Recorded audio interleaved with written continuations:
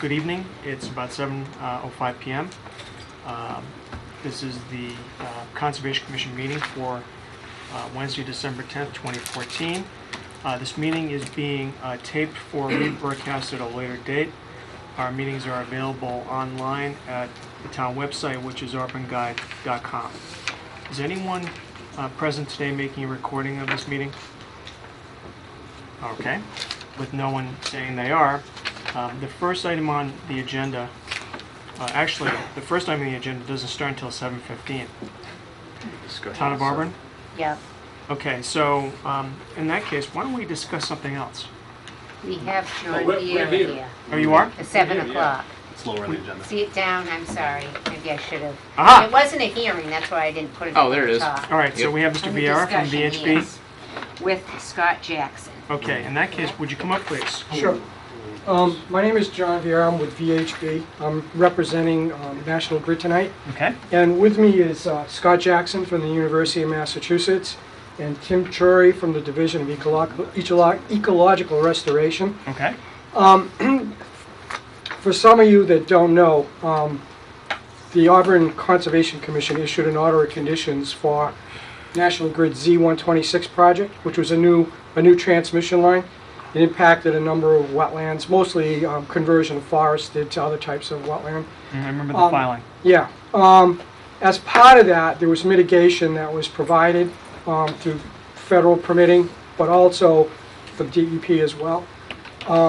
Most of the mitigation was 29 acres was given to the town, to the city of Worcester, essentially to become part of the Mass Audubon Broadbrook Sanctuary. And because the projects were both in Auburn and Millbury, National Grid decided it made sense to provide some mitigation to the towns. And as part of that, National Grid, we worked with Scott Jackson a little bit. Scott does studies on stream continuity, wildlife studies. And what Scott agreed to do, using some of his students, is a study in Auburn to look at culverts and identify some of the issues related to stream conductivity. So Scott is going to present the results of his study that was completed this past summer. Terrific.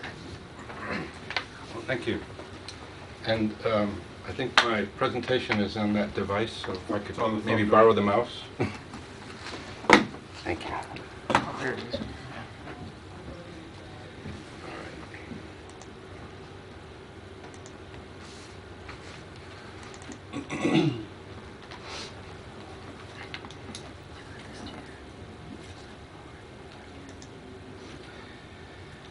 So, at the University of Massachusetts, I've been working for a number of years on a project called the River and Stream Continuity Project. And we've been investigating the role that culverts and bridges play in disrupting aquatic connectivity in rivers and stream systems. And as a result of that project, the Massachusetts River and Stream Crossing Standards is one of the things that came out of that, as well as a protocol for assessing culverts and bridges to see to what degree they present a barrier to fish and aquatic organism passage, as well as techniques for prioritizing culverts for replacement. And once you have assessed culverts and prioritized them for replacement, then you have that as an opportunity for mitigation, sometimes for projects that can't mitigate in kind. They're looking for other ways to try to do some environmental restoration, and culvert replacement is one option that can be available if you have the base information to begin with. And so part of the mitigation project that John described was funding an effort on our part to do the assessment for your town, so that you will have that information available. If at some point in the future you're interested in trying to do some restoration, you'll at least have the benefit of our analysis.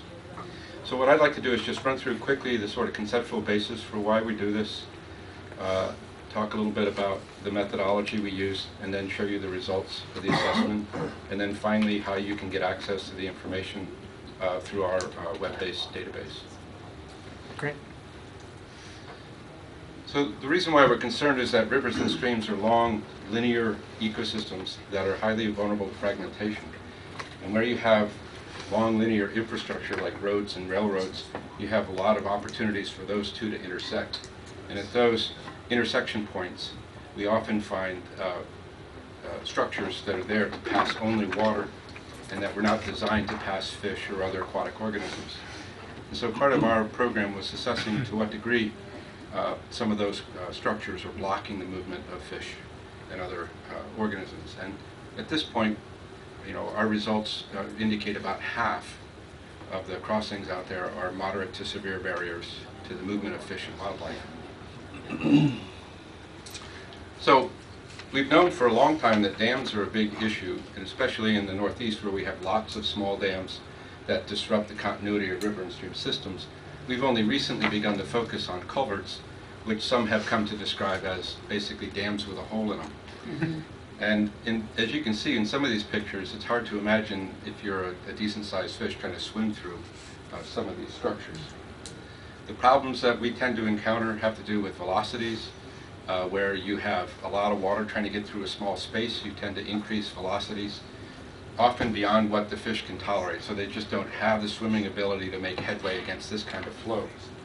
Or they can get partway through it, but they become too exhausted before they can get to the other end. So we tend to refer to these as velocity barriers or exhaustion barriers. We have issues with flow contraction, where you try to get a lot of water into a small space. You get a lot of turbulence.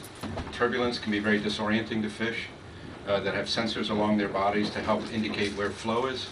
And where you're in a lot of washing machine-like turbulence, it's hard for them to know which way is up, or at least which way is upstream. Another problem you get with this flow contraction is that it holds water back, it backs it up, slows it down, and allows sediment to deposit at the inlet. And so that lower picture, you can see that the opening is almost completely occluded by sediment that's been deposited because the water is being backed up at that point. Where you get these kinds of deposits at the inlet, you can develop inlet drops. In the upper left, you can see a situation where a culvert has some material that's been deposited at the mouth, and now the water drops down into the culvert rather than flowing straight. So if you're a fish and you've just battled your way up through the culvert from the other end, and you're facing that exhaustion barrier, the last thing you want to see is the need to jump to get out of the culvert and back into the stream. So we refer to these sometimes as jump barriers. They sometimes are constructed in, sometimes they develop over time as you get sediment being deposited. At the other end of the pipe, we often see scour, because you're trying to put a lot of water through a small space. You get high velocity, you get high scour. And you can get these big scour holes that develop, and as they get deeper, they often leave the outlet perched up above the water level. So you have another jump barrier at the other end. Some of these are built that way, and some of them develop over time. The one on the right-hand side was installed in a national forest and was completely embedded, where it had full sediment all the way going from one end to the other. It just took a decent-sized storm to scour out a huge hole at the downstream end, and now it's perched about 2.5 feet. So it's awfully hard. From one storm? From one storm. Amazing. It lasted for about 10 or 15 years, and then suddenly it got a big enough storm, and you can see it's actually inside the stream on the downstream end. It's more than just a scour hole, but it's actually the whole stream is now experiencing instability. And so sometimes they're not there initially, but they develop over time as these storms and the scour take hold. Engineers understand the issues with scour, and when they're putting in undersized structures, they can sometimes take steps to protect the structure against that scour, and they'll armor the outlet. And sometimes this is in the form of riprap. Most commonly it's riprap, but sometimes it's asphalt. The left-hand picture is about 30 feet of asphalt that they put down at the outlet. This is a culvert in Connecticut, twin culverts. The upper right looks like a nice little whitewater cascade coming out of that structure. Don't be fooled, that's all concrete. In order to protect this structure on Route 2, they put the whole stream bed in concrete from the outlet to about 150 feet downstream to the confluence with the Cold River.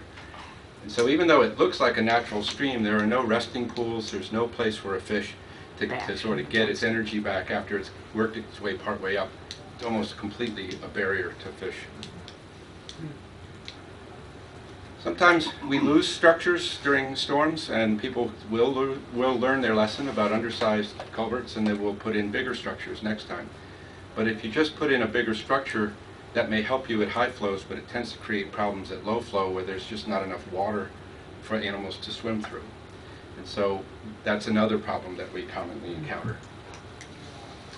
So when we think about the full range of things that have to move upstream against these currents, they range from athletic animals like brook trout to smaller fish like black-nosed dace and long-nosed dace, which are often found in these headwater systems but are far smaller, and so therefore they can't swim quite as fast. And then you get juvenile fish that tend to have fairly weak swimming abilities, and then a whole host of other things that don't necessarily swim but may crawl through the system and rely on substrate, moving from rock to rock or log to log in order to maintain concealment. And so when you see a typical stream like this and you wonder how do those weak swimming juvenile fish that are only maybe 3/4 of an inch long, how do they get upstream against this kind of current?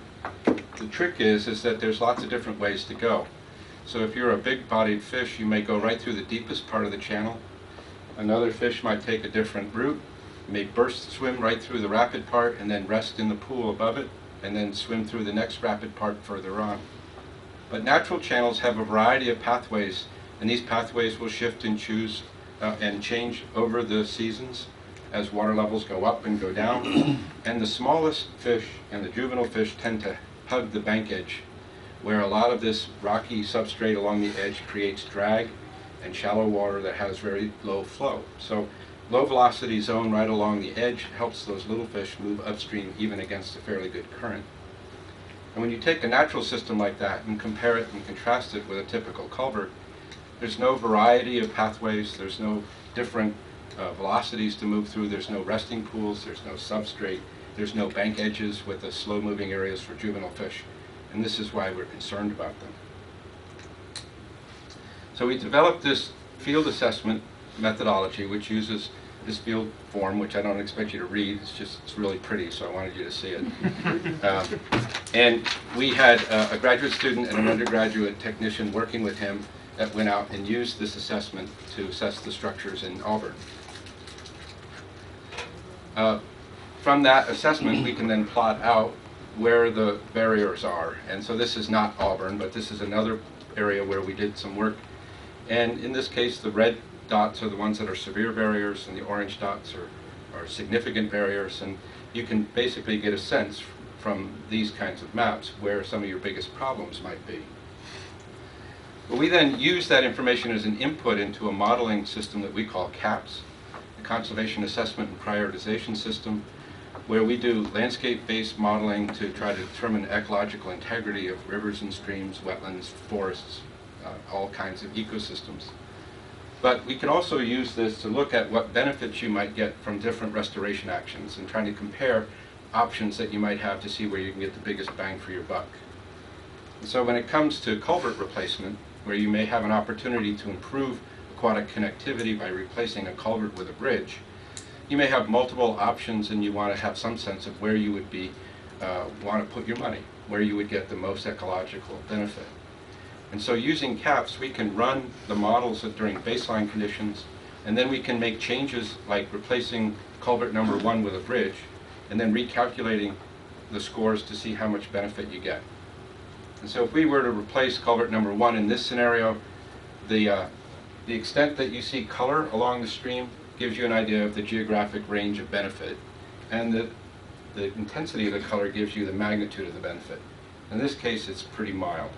It doesn't go very far and it's not very deep. So replacing culvert number 1 doesn't get you a lot of benefit. Replacing culvert number 2 is significantly better. So you can see that it extends much farther upstream and downstream, and the colors are richer. Culvert number 3 is even better still because the colors are even deeper. And so in a project that we called Critical Linkages, we ran our model for 21,000 crossings throughout Massachusetts. So basically all the crossings on significant rivers and streams, all except the smallest ones, and calculated what we estimate would be the ecological benefit of doing a culvert replacement at a particular site. So from these inputs, we take the data collected in the field, run it through the model, and from that we can then determine in the larger dots, the big blue dots are the best options for culvert replacement, and then the magenta dots are the second level replacement. And if you notice, this area here where we had done all the surveys, we have estimated where the best opportunities are, but we also did over here in Spencer where we had no surveys. We did that because we used a computer model to guess at how passable those structures were. And the model is better than us guessing, but it's not great. And so you take the data over here with a grain of salt, but the data over here where it's based on field assessments, you can rely on that and much higher credibility. And so by doing these assessments in Auburn, we were able to provide more credible predictions of where you will have your best restoration potential. So this is just a map statewide showing some of the best areas. And now we'll talk about what we found during our assessments in Auburn. When we use GIS to intersect roads and streams, we come up with 177 potential crossings.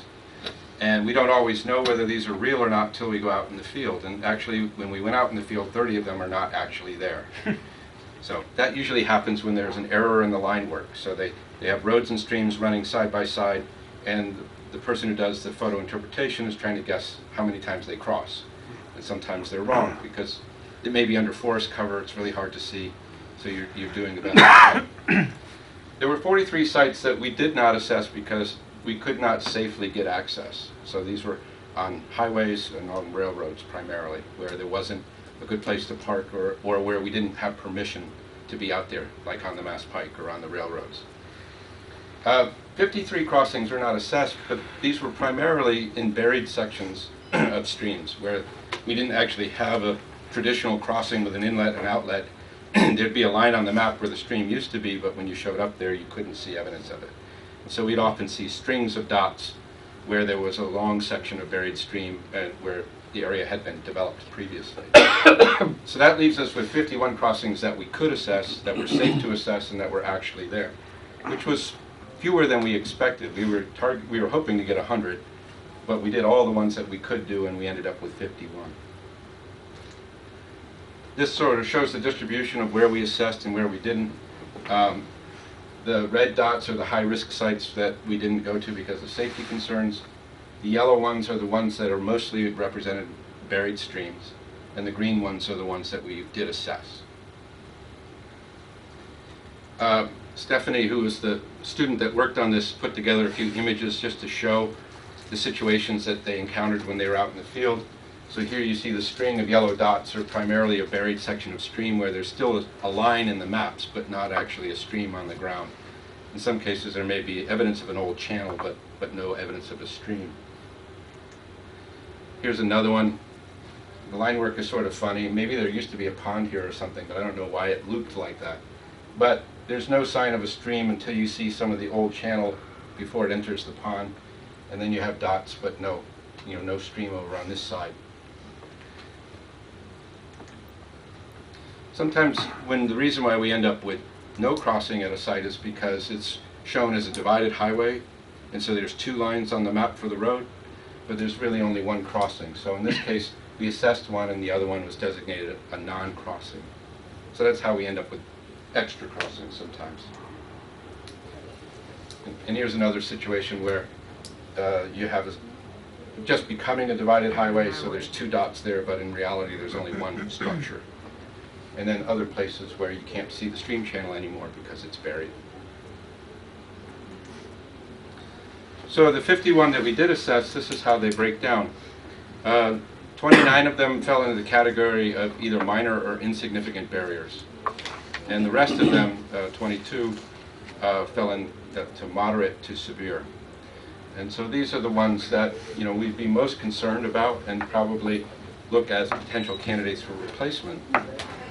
But there are other things that affect the ecological benefit you might get from a replacement, like how many other culverts are there nearby, or is there a dam directly upstream or downstream, and what's the quality of the habitat. So this is the distribution in Auburn of the aquatic passability scores. So you can see the red dots are the severe barriers, and you can see where they're distributed. Significant barriers are orange, and yet moderate ones are yellow. So they occur throughout town.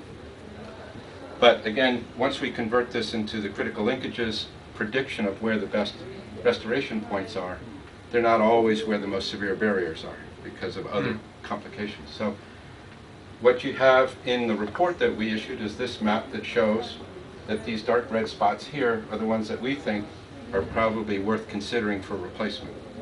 You may want to go out there and assess whether it's practical to replace it, whether it's truly as good an option as we think it is, but it's certainly worth looking at.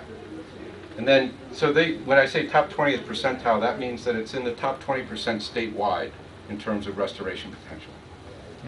And then you have the next tier down is 20 to 40% and 40 to 60%. So you get a sense, you know, if your highway department comes in and they're going to be doing a culvert replacement, you might consult this map to see, you know, just how hard you want to work to get them up to standards.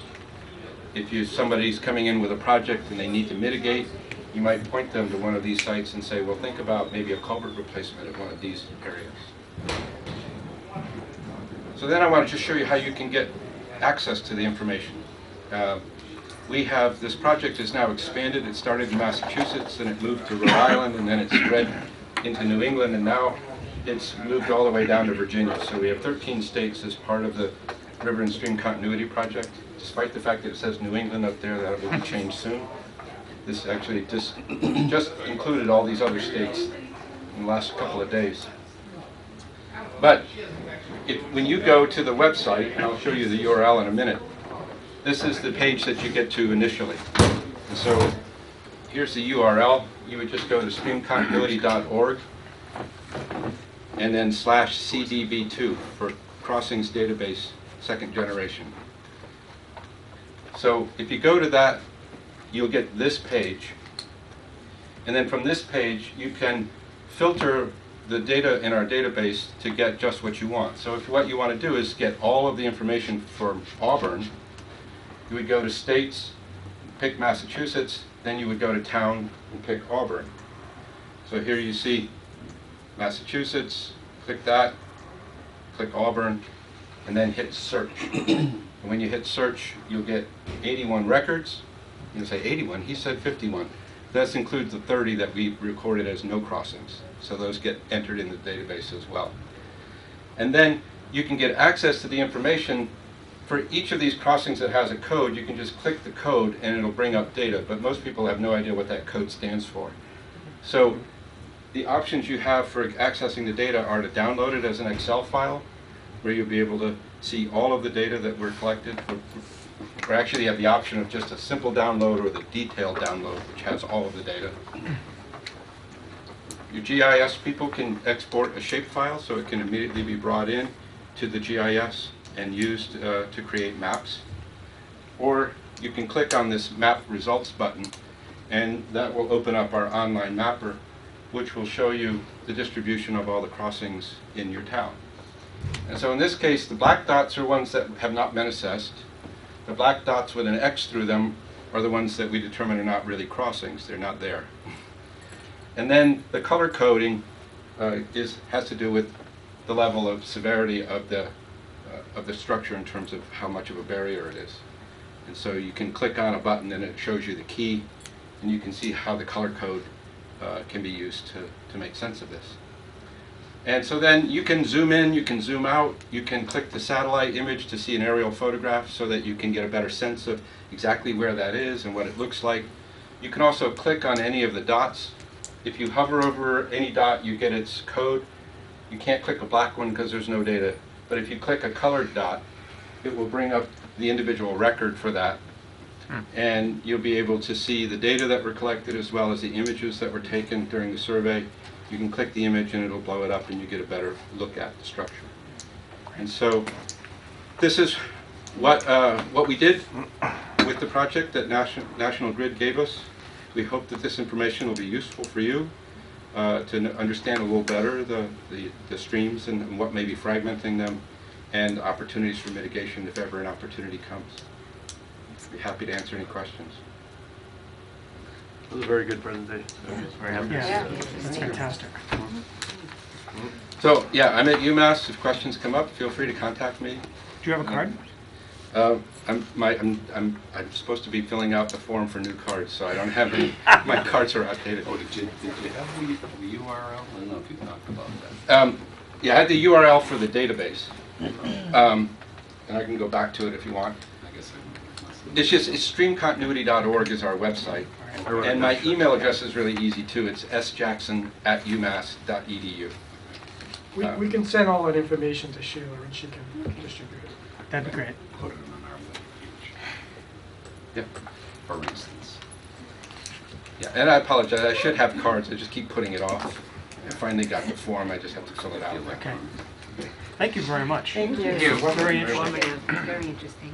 Like, somebody close the door, I don't think we can do that. No, right? we have Yeah, to we have have it to have And if you can eject I have my, the signs on there to just come in. I know, but it's just one of those things. Okay. The signs, it's the open meeting law. Oh, really? With the signs? The sign says meeting. can you eject that, my Nowadays, you really thumb drive? Just in case. Oh, you want to get it out? Sure. Oh, boy. When it hides the Yeah, right, it's the icons. upper right one. Yeah, I'm just waiting for him to, It's one of those. Okay. there it is, thanks. All right. Thank you again. Thanks. Oh, my pleasure. I don't even think about that these days. Does that even, I mean, I know they used to say you should do that. I mean, if you're working on a file, yeah, sure. But I pull that thing out of there. Mm. Like with the ones from together. I know where it is. Yeah, it's all Yeah, exactly. everything. Yep.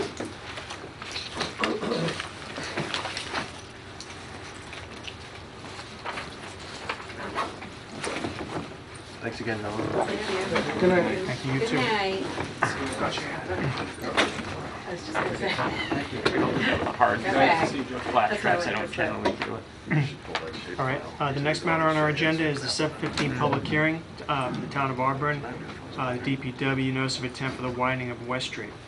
Is there a motion to open? Is there a second? One second. Any discussion? All those in favor? Aye. Opposed, it's a vote. Gentlemen. Good evening. It's been a while since we last met. As a reminder, my name is Tom Keogh. I'm a wetland scientist with VHB. I'm joined tonight by Brian Brosnan. He's the design engineer for the project. Boards, you guys want me to put them up on easels? so they can Whatever's look at easiest it for you. as Reference, or?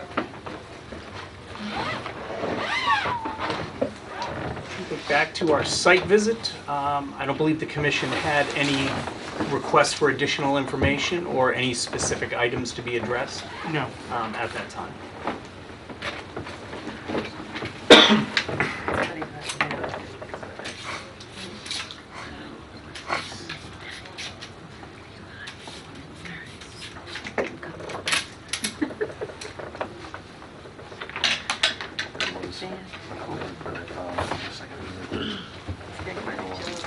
Getting layers. Yeah, see it over there. But it makes you feel too much. It's okay. More than one.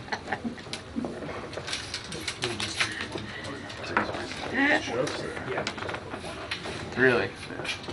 Then it goes on the road behind Outback. Yeah, I saw that too. Former Outback? Yeah. Did you go to the new Outback? What's that? Did you go to the new one yet? Yeah. I've been there several times. Nothing has changed with the project Right, I since understand. since we last met. As I stated before, we're planning on widening the road. The widening will take place on the opposite side of the street from where all the residences are, so to minimize any impact for the residents. We currently just have sheet flow for the entire length of the roadway for stormwater. We're installing several stormwater management structures to improve water quality from the site. We are filling in a minor portion of wetland within this area here, and as I stated before, instead of having a slope revetment, we're going with a vertical wall in order to minimize any impacts that we create, and we have a one-for-one wetland replication area located immediately adjacent to the wetland that we're impacting. There are, as we observed, quite a bit of Japanese knotweed stands Oh, yeah. right along this side of the road, but those, a majority of those will be removed through the road widening and as we excavate our replication area in order to get the matching grades to achieve the proper hydrology. I And know. then vigilance, throughout the maintenance of the area. I mean, one of our great concerns is that when you put in or install the replication, we want to do the best, or we want the applicant to do the best it can to prevent invasives from basically just crowding the area. So, We're hoping through the removal of not just the above ground, but the rhizomes of the species as we come through, is going to be a great leap forward Right. to eradicating the species along here, because they're only growing in the steep banked upland portions along the edge of the existing road. And we're hoping to eliminate a major percentage of it that way. How deep do you have to dig to get rid of them? Usually around 18 inches, Okay. in order to just get all the rhizomes out, Sure. right around there.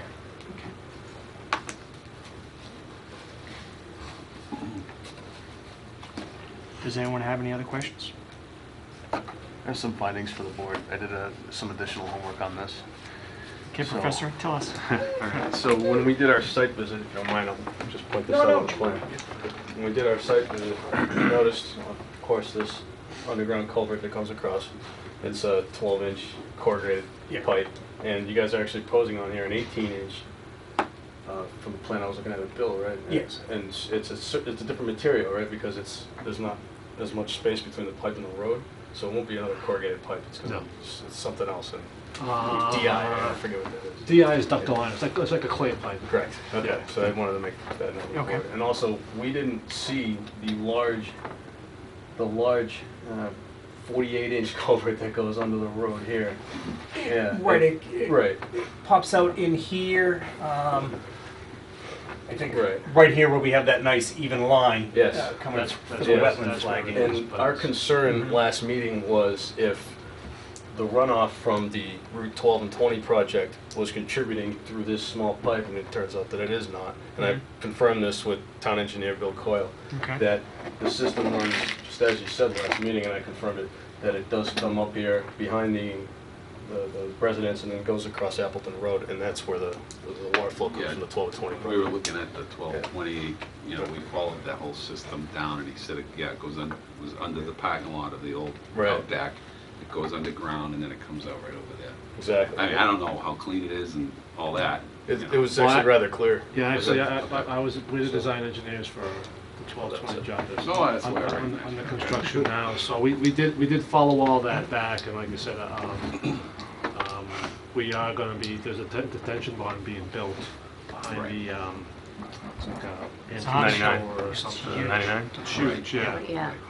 So, and the other thing too is that we knew that on 20, there was a cross culvert there that was under 4 feet of silt, so that's all being cleaned up. But yeah, like you said, we trace it all back to the back of the old Appleton, the old 99, goes under the parking lot, goes into that wetland, crosses over Appleton under a culvert, then goes drainage, through drainage pipes all the way to the outfall here. So we did find, after much digging and much hunting, we did find that entire system, so. Okay. Because it's quite a span under the parking lot. It's gonna be like a quarter of a mile or something. Yeah, because it goes into the, where the old Outback was. Right. I mean, it crosses under Appleton and it heads down Appleton and it goes into the old Outback parking lot and it crosses 12, as you said, we see the remnants of it here. Yeah. And like I said, as the gentleman said, it dumps out onto the north side of West. So the stuff over here on this side, I forget what, towards the project, where does that water come from? What's it draining? Is this a wetland right Couldn't there? remember. Or- I think it's a catch basin. This side here? Yeah. Is where that it? referred to? Yeah.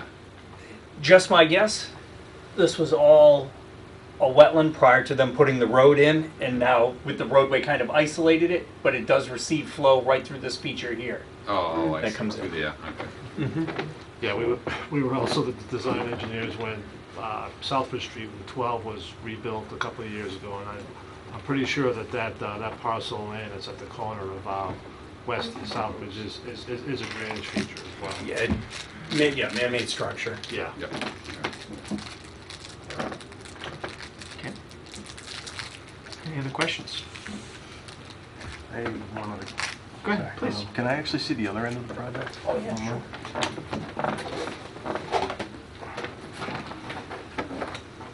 I just wanted to see if this project stops before the underground culvert that connects Tinker Hill Pond and Darkbrook Reservoir. That culvert, in my opinion, somewhere about here. And I don't think you guys are coming this far. No. I just wanted to check. No, I think we're probably stopping about where the T is in West Street. Okay. Yeah, that's Right up we're here. right here, so, all right. I just wanted to ensure that that wasn't the case. Sure. Okay. All right, if there are no other questions, is there a motion, or is there, no one's here from the public, so is there a motion to close? I so move. Is there a second? Second. Any discussion? All those in favor? Aye. Aye. Opposed? It's a vote. Okay, thank you, gentlemen. Great, thank you very much.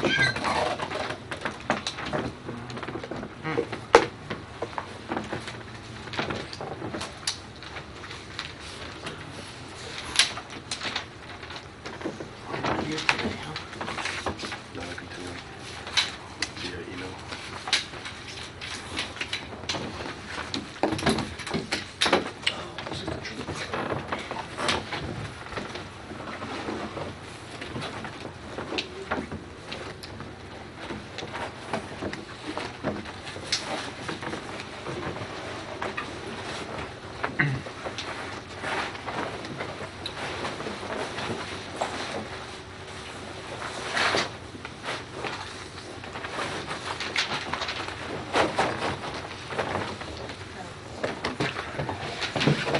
Hard to name. Stream continuity data. Thank you and good night. Thank you. Good night. The next item on the agenda is 7:30 public hearing. Continued public hearing for Valdez Front, a notice of intent for the construction of dwelling, driveway, septic system, and other work at 498 Rochdale Street in Auburn. Sheila received a request from Scott Morrison this afternoon, or this morning, Sheila, Yes. in which they indicated that they wanted to continue the public hearing. So do they want to continue to our next meeting? I think that's what it said, yeah.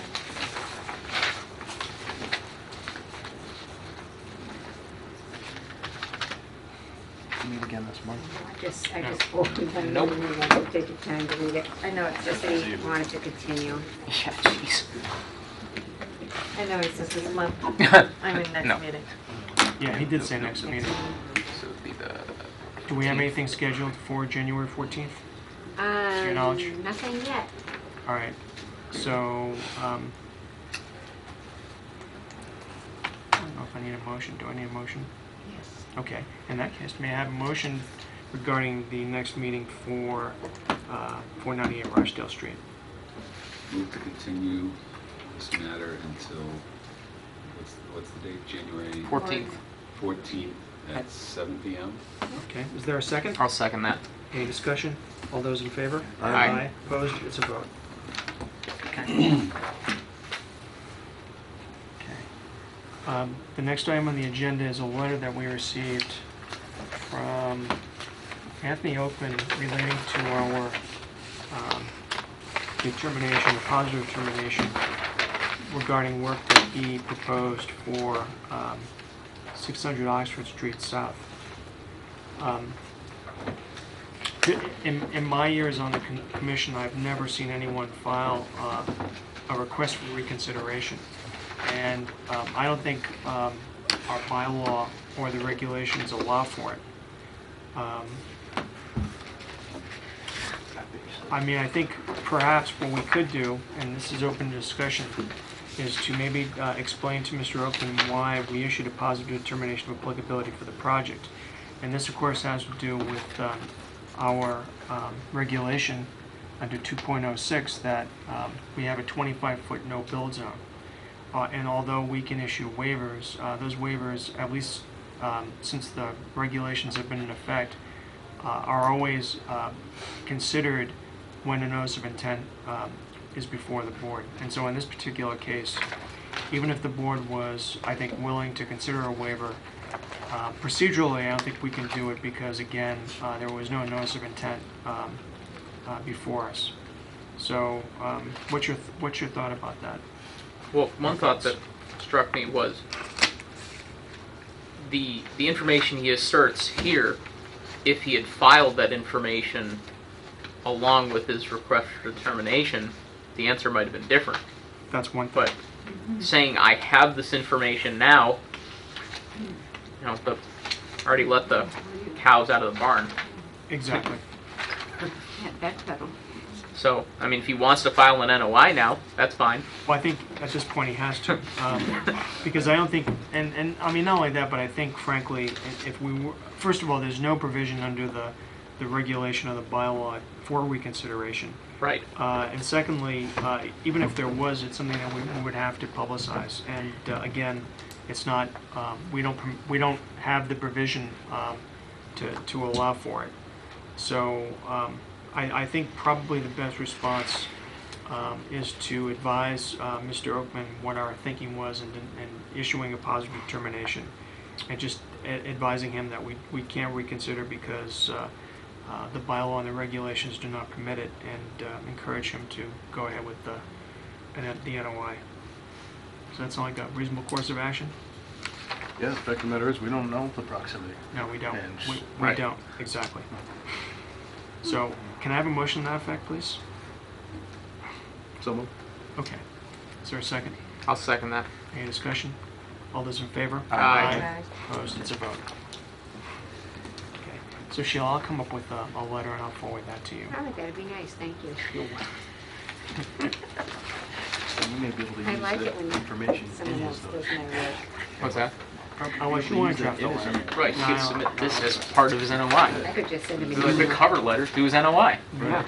The other item, or the next item is, was a request from Mr. John Arsenault at 7 Cranberry Lane for the removal of a tree. This was adjacent to the Campbell property at, I think, 8 Cranberry Lane. 9. 9? Okay, of course. So, I know, Matt, that you went by the property. I actually went by the property and looked at the tree. There was one tree that was leaning towards the house. It didn't, I mean, in terms of danger, Right. it didn't appear to be especially precarious, but Right. it definitely presented a situation where if the tree was toppled by a high wind or storm, it would make impact with Mr. Arsenault's house, and it did not appear to be in a wetland area, so it seemed appropriate to advise Mr. Arsenault that he could go ahead with the tree removal. So because I did not believe that it was jurisdictional. Agree. Okay. The next item on the agenda is the Forest Park Condominium Association. They still want to meet with us. I think For so. whatever reason. You know, and so now there was a conflict the last time. Sorry. It's okay. So the next meeting is actually a week from tomorrow on December 18th at 6:30. Is anyone available to? I'm not. Thursdays are out now, unfortunately. I'm Okay. working. Okay, that's 2 down. Chuck? I could probably be there for 6:45, though. I can't be there at 6:30. Okay. Okay. Can we advise, is Mr. Fluke? Sure, yeah, Fluke. Fluke, could we just advise him that Sure. Mr. Olson from the commission will be happy to make a presentation at 6:45. 6:45? You want me to say, don't throw things in the ditch or whatever? What do you want me to say? But say it in a more articulate way, Charles. All right, I'll try to not embarrass myself. But, you know, I can't make any promises. You know what, this is, but if you think about it seriously, this is a great opportunity for outreach. It's tremendous, Okay. actually. Oh boy. This is going to Well, be big. let's snarky there, It's wasn't going to it? be all over. It's all right though, but no, it's part of our duty as a regulatory body is to reassure the public that we're doing our job and to answer questions they may have about what we do. Absolutely, I'll answer Right? all questions. Don't worry, you won't have to present Don't your snort. biological data. Would he recognize that joke? I think it was before his It was time. before his time. That's right. Oh. No, we can't get into that. Maybe Is afterwards. the Auburn Wetlands bylaw available at the town? I think it's available online, isn't it, Sheila? Yes. Okay. Okay. All So right. I may, Point of however, reference. send them Dan Reich's email address. No. Oh boy. You're gonna dox me, buddy? Just, okay. no, I may give them our email. All right. The next item is South Old Road. I just left that on the agenda. I mean, I don't know where it is in the process. I know that it passed town meeting. I guess they're trying to figure out where they can come up with the money. So there's really nothing before us at the present time, so that can go off. Okay. Regarding Faith Avenue, nothing has happened since our last meeting. I would assume at some point, since there is a stay in the appeal, that we will get word from DEP about a possible meeting, but I have not heard anything, and I suspect we won't hear anything until after the first of the year. So I think we should carry that forward, Sure. but nothing's happening so far. Regarding the next item is the Auburn High School, the baseball field, and the garden shed. What's going on with that? I don't think they're probably doing it until Right now? spring. Wonderful. That's swell. No, I haven't heard anything. I'm just assuming because Okay. Well, should I we don't take think it off they need a garden then? shed right now. Should we take it off? Tabs You on want these to? people. Are you kidding me? I mean, it was a big shed, outhouse size. It It's was. not baseball season. I mean, I don't know. Okay. It was we smaller gonna- than an outhouse. to be Sheila, quite honest. we're gonna rely on you to let us know when we can put it back on the agenda. Okay. So when we Free up take some space on there. take that off. Okay. Next item is the gas pipeline. There was an article in the Boston Globe, which I actually downloaded to And the Telegram too, Our- I think. in our email website. Oh, Apparently due to opposition from other communities, Kinder Morgan, which I guess is going to install the pipeline, is going to divert it northwards into New Hampshire. So major portions of it will be in New Hampshire, and so we'll have less of an impact on Massachusetts communities. And in terms of, I have not seen a plan in terms of where they're going to put it. Yeah, they had something, I thought was in the paper. I think there's like a preliminary drawing, but I don't know. Yeah, preliminary drawing, exactly. Drake it to Northville will no longer be the pipeline's path. Yeah, they said there was so many crossings of things, and now there'll be a lot. So they're Across making- four if you- new Massachusetts If towns. you look at those towns, those are mighty small towns. Yeah. And I'm mighty sure- rural towns too. Well, that's exactly right. Yeah, big towns. with So I no- think politically they understand that, Oh, so it's across the corner of the But state. there then. was a list of state Exactly. properties. Really ties into that it. they were Hancock talking about, Lanesboro, that's where like Jiminy Peak the is. number of these properties, which Yeah. are Oh, yeah. of some Didn't environmental recognize interest, I guess, is way less now right. than it used to be. So I think whatever lobbying was undertaken was Actually. effective. Hancock. So I don't know if the board feels we should continue to carry this. No, Lanesboro. although on the map it did show that there is a pipeline that goes through So Auburn. yeah, it's kind of like A what? A pipeline that already goes through Huh. Auburn. Okay. It was kind of along the Mass Pike or I'm something. guessing Alright. it goes like So here. I think or maybe something. that's why it was even Across brought to there. our attention, because it does kind Roadway of is Lanesboro, I think, go up that. involve the gas Something like that. pipelines. I mean, that's more than 40. Yeah, Hancock, no, I don't Lanesboro, think we need Shelburne. All right, I think we can take that off. Yippee. Okay. Next item for certificate of compliance requests, 33 Appleton Road. Oh yeah. We saw that. That was the bridge, Huh. right? Yes. And Site survey. we went out there. Any comments? I mean, they put it where they said they were going to put it. The project was substantially complete, or it was complete. Aside from some of the materials used. Well, you know, yeah, that's the not handrail right. was starting to rust out. Yeah. I don't know if that was intended or not. That was kind of strange. And exposed wire. Oh yeah. But again, that's not a conservation issue. Correct. So, if everyone is Safety issue. satisfied, may I have a motion? Matt? I cannot, I was not there for the order. Oh, okay. Dan? A motion to what effect? Issue certificate of compliance. Certificate of compliance. I so move to issue that. Okay. Second. All right, any discussion? All those in favor? Aye. Opposed? It's a vote. One abstain. Which one abstained? Here we go. And then, Here we go. what about Millbury Street? William Street. Did I get the note to everybody? I can't remember. I don't remember seeing it. Oh, yeah. Thanks. There you go. First of all, did we get one? Well, that's what I'm trying to think. If he came in and it was gonna come in the next day with one. When was that? I remember. I don't think he came in with it. Okay, well, in that case, let's carry it forward. If you would maybe look and see Good, if, you scribble like I do. who are you dealing with? Do you know the name of the gentleman that you're dealing with? Central Mass Builders. Okay, And the guy's name, I think, is Mike. Okay, do we have contact information for him? I'm sure I have it in the office. Okay, so perhaps if you don't have the as-built, maybe you could give him a call and ask him when we're gonna see it. Just- An email about It was. Yeah. Is there an email attached? the, no, it said Was you it were in there? gonna get one Okay. and scan it. Yeah. Yeah. Joe.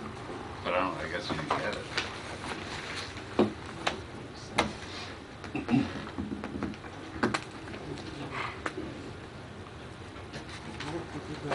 All right, so can you contact him? I'm pretty sure he Sort did of bring it in. I'm deeper, trying you to have think. to dig up Rocky Drive. He did bring in a It sounds plan, pretty now that I shallow. think of I it. thought I heard it was more Was he like supposed to have, 3 he feet said or that something. that 18 lot inches on the wasn't slope. near any It's wetland. gonna make it They straight. filed both lots Yeah, I don't together. know.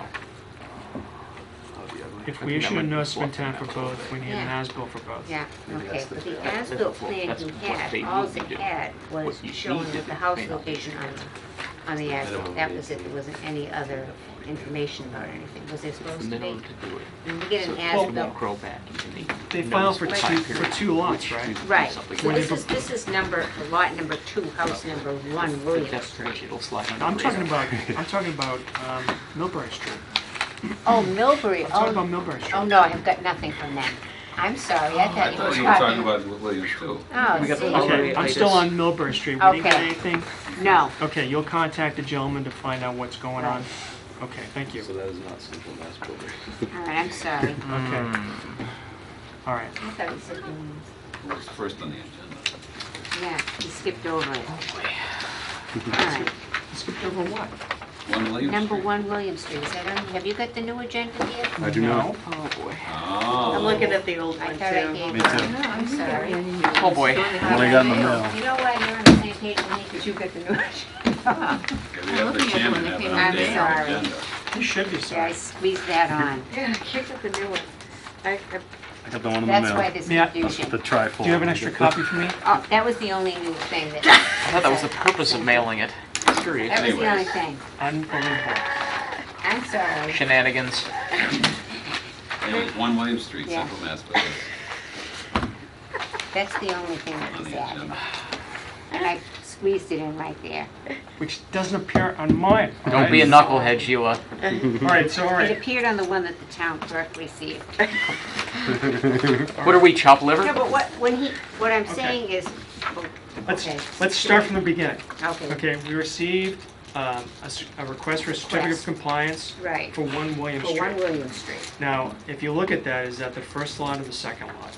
It's the first one. The one Lot closest- 2. closest to the House street? number 1, correct. Closest to the street? Right, that one has been constructed, the other one hasn't started yet. Okay, and you got an email from an abutter to the second lot, the one Yes, farthest away or farther away from Right. Oxford Street, right, and he's complaining about flooding. correct. Okay, so we need to take a look at both, actually, before, I would want to see 1 William Street before I would consider approving a certificate of compliance. And then I think because the gentleman is talking about concerns about flooding and the question of whether or not a drainage swale was installed as it was supposed to be, we should take a look. Okay? But isn't that a total separate filing? It is a separate filing. They were filed separately, so we Yeah. can, if it meets, you know, the plan requirements and our requirements, we can issue a certificate of compliance for the one lot and wait for Okay. the other one to file something, or wait for the builder to send a second request for a certificate of compliance for the other lot. Yeah. Okay? What I'm Have an saying as-built is, for this. the as-built for 1 William Street that he submitted to me, Yes? it just shows the lot with the house on it. It doesn't have any, see how this one goes into more detail? Yeah. I don't know what the board requires for an as-built plan. I mean, that would be something that looked like the building department would get what he submitted to me. Mhm. It was just the house located on the lot. Plot plan. I mean, Yeah, it's it- more like a That's a plot plan, yeah. Yeah, I mean, when we've gotten as-bills before, it's showed contours, elevations, and that Mhm. sort of thing, and I think that's the standard Yeah. that we tend to go by. I mean, so, again, not having seen that plan, I don't know if it's sufficient or not. well, this one is for another one. I was just showing you Okay. the detail on this one. Right, And you compared to te- the one he submitted to me, just has the house. Did you give us copies of that one? No, Okay. I think that is So it still doesn't in my matter. office. All right. So, look, we're not going to act on that request Okay. anyway because we need to take a look. And in the You'd meantime, have you to can go do a provide us site with visit, copies too. of the as-built Yes. plan. And then we should take a look and see what's going on with the adjacent lot. Okay. Now, Sheila, is there anything else on your new agenda that's not on mine? Just the minutes. Okay. Good. All right. Oh, we got the enforcement orders, no? Well, those were the old ones. That's, Well, and I'm not going to neglect those. 49 Rochdale, everything remains in place, especially until we see what's going on with that house lot and what they're doing to mitigate the problems at the site. Through 12 and 20 is obviously ongoing. I don't know when they're planning on completing it. Sometime in the spring? Not Did sure. we already? I don't know. Can we talk at all about 498 Rochdale? About any developments in there, or we have to wait for the hearing? no, We can talk well, about they're it. on the discuss the agenda. Just It's on the because- If it agenda. pertains to the enforcement order, we can talk about it. Well, Constructing the channel. I'm talking about the proposal for services for Market Washburn. No, I don't think so. The proposal for services is something that's going to be the obligation of the applicant to pay for. Okay, so we shouldn't discuss Yeah, we don't that, right? really So- Okay. have any So I control don't think over we it. should discuss that, Okay. okay? All right. Now, Sheila's advised me that we did approve the meeting minutes for September 24th, is that right? Correct. Okay. So Good. the next meeting minutes would be for October 8th. Yeah, they were, right here, they were accepted on October 8th. Okay.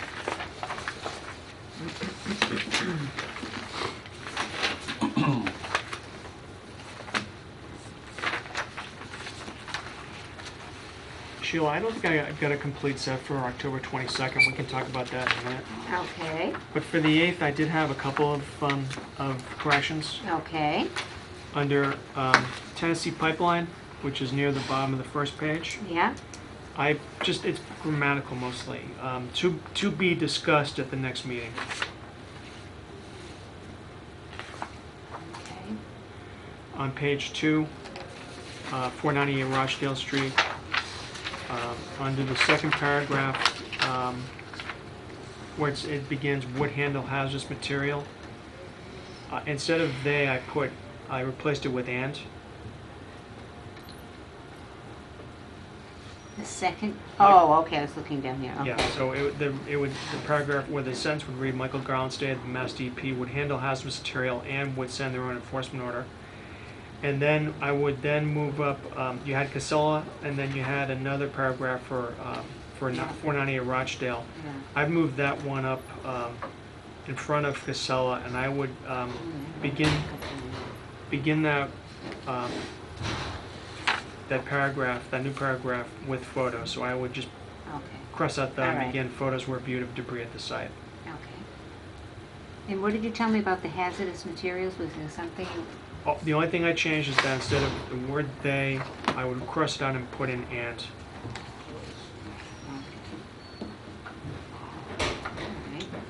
okay, And other than that, I had no other changes to make. 498 Rochdale Street. The photos were viewed of debris at the site which may contain asbestos. Yes.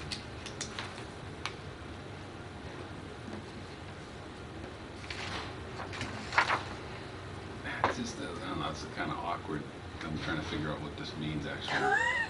Like, when it says, you know, Joe Bolino wanted to know if erosion control measures were installed, as they wanted them installed immediately. A couple of weeks ago, they were not installed.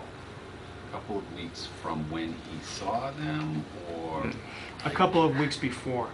Okay. So I cross out and go Before. and put in Okay. before.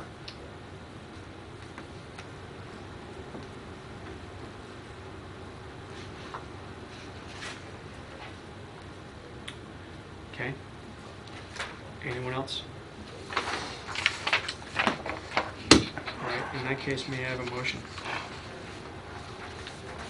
Move to accept the minutes as amended of Second. October 8th. Okay. I'll second that. Any discussion? All those in favor? Aye.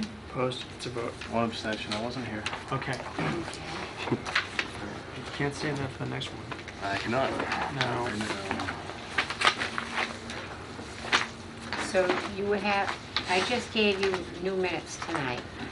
So 22nd? Yeah. I got Have you got them? Along with the new, What I did is I actually downloaded the minutes you had emailed. And for Okay. October 20, Okay, well, second. that's the same. well, except that mine wasn't complete. Really? Yeah. Huh. It ended, and maybe I didn't print all the pages, but mine ended at 7:30, John Stelmach.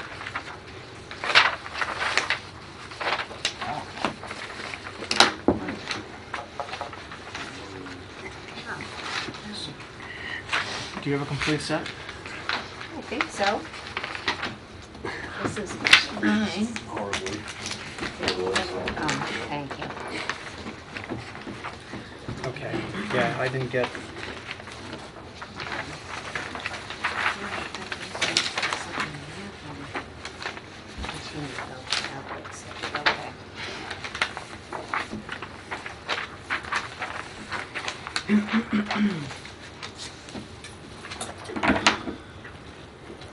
Okay. are you reading them, Dan? What's that? Are you reading these minutes? Uh-huh. Can you believe it? No, I'm kidding. Unbelievable. No, Inconceivable. Daniel Wright mentioned about pulling out the invasive species of autumn olive. Is that a species? Yeah. Autumn olive? I thought Yep. it was Russian It's olive. related to Russian olive. Oh, okay. They're two different species, though. That's why I asked him. It's invasive Dan. Yeah. I'm a space I never invader. As the heard of it ladies know. before. No, I'm just kidding. Oh, wow. Wow. Sorry. Nyark, nyark, nyark, nyark. What else did I have? Clearly time for us to go on vacation. Oh, wow. The final, the last sentence, the road will have the final coat after all connections are complete and the trench is settled approximately 3 to 4 years from now. Yeah. Mr. Quill said that. 3 to 4 years? Yeah. What are you reading? That's because by the time everybody gets hooked up, and then, Oh, They I gotta got hook you. up to the After all gas. connections, I got, Yeah. I thought it was like 3 to 4 months. you know. Okay.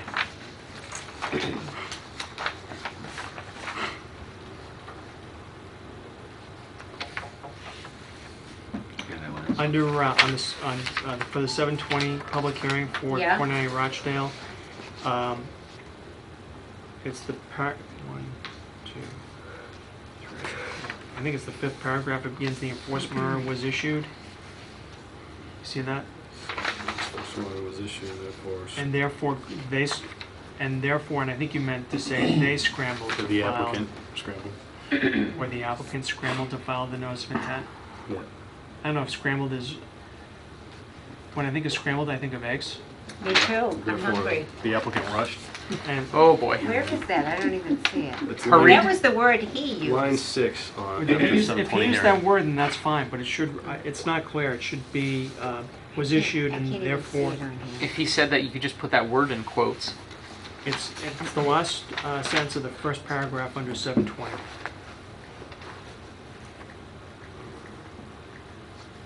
I'll see the new paragraph. 4. Last paragraph. Scrambled. It's the first paragraph of 720, last All right. sentence. Okay. Oh, I see it. Okay. All you need to do is put in, and therefore they scrambled. Okay. Or just hurried. But, If you use scrambled, that's fine. okay, previous sentence. Mr. Morrison explained the site plan, perhaps? Yeah. Yes. That's good. And then I'm not sure, regarded area, corresponding area, the appropriate, I'm not sure And what regarded means. regarded is the word. Right, but what does that mean? I guess I spelled it G-U-A-R-D? wrong. No, I mean, G-U-A-R-D. no, I understand that, but what does it mean? Showing viewed as in the regarded, Yeah, it's not clear. what does that mean? I think corresponding, I think. I would think put, Maybe corresponding area, I think the, be related area. related area, the perhaps? erosion control, I kind of thought was what he meant by that. It's not clear though. Yeah. So what would you like me to do? related instead of Perhaps regarding. related. Yeah, related makes more sure. Aligned. Related? Yes. I'm helping, so I'm gonna let you guys do the heavy work right now. Yeah. I got an easy one on the last page. Heritage at 8 o'clock is the site, but it's just take that right off. People don't need to know. We go to eat breakfast. Yeah, they don't need to know that. TMI. Okay. TMI. The last page, right before we motion to adjourn. Let's see. 720, 498 Rochdale Street, second page. Fourth line, multiflora rose. It's not multifloral, and I believe multiflora is not hyphenated. I'm not So certain on that, but it's multiflora rose. Flora without the L? Yeah, I don't think it's hyphenated. Okay. And before you get there, Oh, multi. Sorry. Here. I was They gonna say, I have have to- no they have to idea go where we through are this. right now. okay? Yeah. Laura. You, it's under 720 498 Rochdale Street. It's the second, well, Go to the next page in the top. it's not that, I'm not there yet. He's going back. I'm going Oh, back. I thought you were Yeah. talking about the multifloral. It says, it's a few sentences after the enforcement order and after the sentence about Darlene Coyle. It Yes. says the property was abandoned and the BOH raised the house. That's R-A-Z-E-D. Oh, They sorry. didn't build it, they tore it down. That's right. Yes. Totally missed it. It's not razzed. It's raised. So onesie. Oh, that's also before his time, Razing wasn't it? probably Next time was I'll just involved. put demolished. Oh, I like ways. Shorter word. Implode. Demolished. I love that. Bulldozed. I like implode.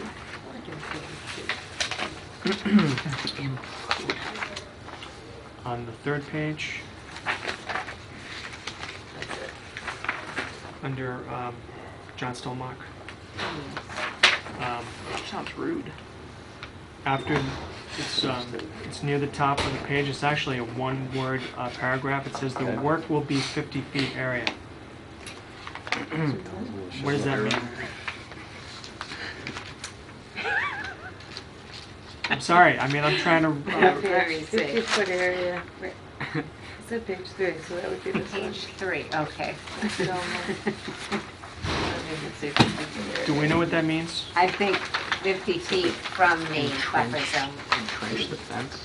The work will be done 50 feet away from the there buffer we zone? go.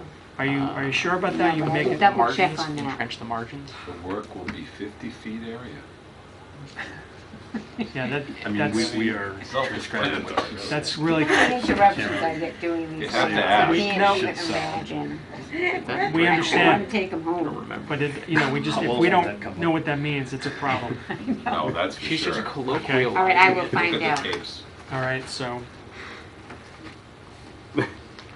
I'll tell you what, how about if we just defer action on Yeah, there's the a lot of set stuff on here. Okay. meeting minutes? You were supposed to read the Oh, do we difference want to in the defer it into meeting. 2015? Yeah, well, look, in fairness to Ms. Conway, Look at this. we should read these before we get Look to at the this meeting. second by blank. True. And some of us make a Oh, more I want diligent somebody effort to than tell me others, who I'm I not didn't mentioning any choose. names. Yeah, here's the one, the public comment thing. second that. I wasn't here on that date. I was here the week before. All But right, it's not Are fun we that putting this way. off? Are we putting this off? Yes, we Yeah. are. I think so. Don't say another word. Fine. Shenanigans. Okay. I didn't get the ones for 11. Okay, Now we'll and then, have to try to remember. it. Shirley, you're working on the meeting minutes for November 12th? I have them all done, I just have to go back over them, same as this one. Okay, all right, well, look, we're getting closer. One We step are. closer to perfection. All right, does anyone have anything else? So it continued to I've January baked Do you need a 14th. motion to put off doing the minutes until next meeting? No, we don't have to do that. I mean, is anyone up for a site visit this weekend? Yes. It's William Street?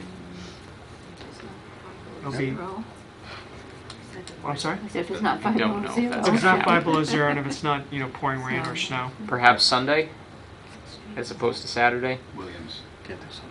can't do Can't do Sunday. Sunday. Okay, it's all right, you can be Saturdays excused. can be kind of tight for me. Oh, I just want to let you know, Can the be jump building site. inspector, Caleb, went over and did check that out, Check what out? the flooding. And what do you have to say? Um, You know, we have had a lot of rain the last couple of days. Mhm. Absolutely. Yeah. I'll check the emails and forward them to you. Please, that'd be great. Okay. All right, so for those that are interested, we'll meet the usual spot at 8 o'clock and then we'll go over to William Street afterwards. If no one has anything else, is there a motion to Do adjourn? we have to go over the hearing that we closed today? Oh, God, that's right. Oh, Whoops, sorry. Which one was that? Decisions? We have Oh, a the decision town of to Auburn, make. yes. We do. Thank you. Yeah, thank you. That's That's right. Starting to run out of here. And our, I know. and our, In our haste, in our scrambling. and our desire to leave. Anybody want to pass the bag of cookies? Yeah, they do look yummy, don't they? Come in. Okay, I'm so who glad wants they the did. honor of issuing an order of conditions? Chuck would, but he's going to be eating You the got cookies. it? so. Okay, Move to issue standard order conditions with the following special conditions. okay, 1, yep, 2, 3, 4, right. 5, Uh-huh. 6. I didn't know what this. I believe there's riprap on this project. I think you're right. 7, 8. That's tricky. What, 9? 9. 11. 12.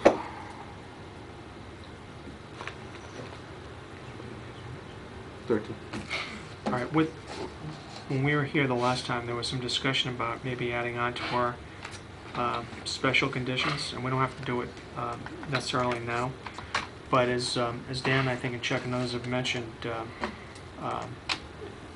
we should try to encourage an applicant to, when they do replication, to take whatever steps are necessary to prevent invasives from contaminating whatever material is put into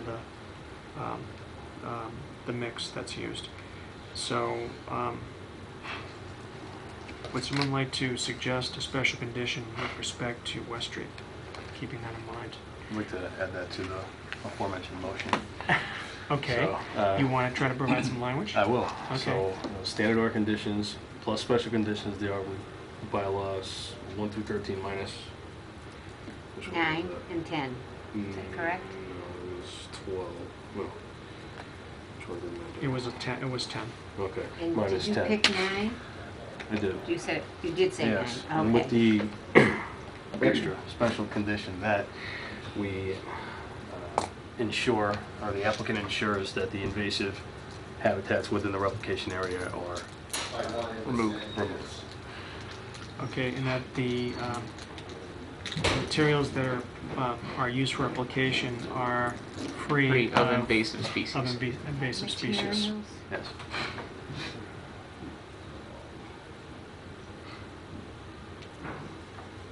What was that species?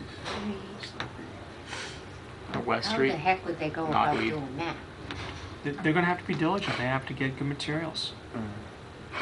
Pretty sure there's a pretty big stand of Phragmites on the other side, So which are is we also going to try to add that like a number 14 on here? I think the We're talking language about that. itself needs work, and we can Okay. maybe defer that to the next meeting. But again, for the purpose of West Street, I think we can issue that Sure. that additional condition. Yeah, Okay, did you get the language for that? I did. To ensure that materials used for replication are free of invasive species, Okay, right?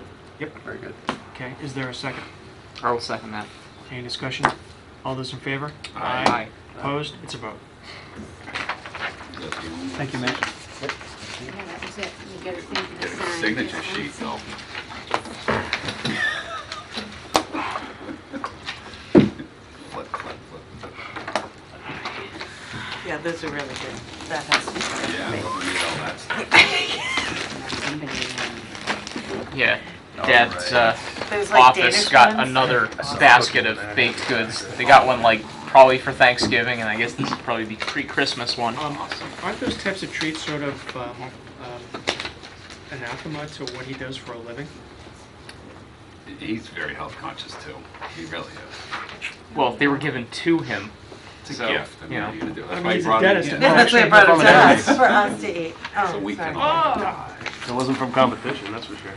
Hey, I'll have you know, all the years Man, that I've this known is my about father, last week, for right? I don't Halloween he remember gives this. out Was that the back chewing that gum, was right here? sugarless chewing gum and toothbrushes. So Ah. you can't ding him on that. I don't know how many dentists give out, the wrong kind of stuff on Halloween. Those scones were good. Oh my God, that bread thing right there. Mm. Yeah, it's really mushy and yummy. Mm. I'm saving my calories for Christmas cookies. Really? That's a few more I days. think I've just decided to binge here on in, really. Worry about it January 1st. Yeah, yeah. No, that's That it. was the only one. This If is anyone continued. would like some more, feel free. No thanks. Care to bid? Thank you. No, Okay. thanks. So Michael, you were going to draft a letter from Mr. Oakman then for I- 600? I will. Okay. I'll just try to And I'll explain it. contact the River reason is. Street again. And that one has to be. Okay, and if there's nothing else, is there a motion to adjourn? I will motion to adjourn. Okay, is there a second? I'll second that. Is there any discussion?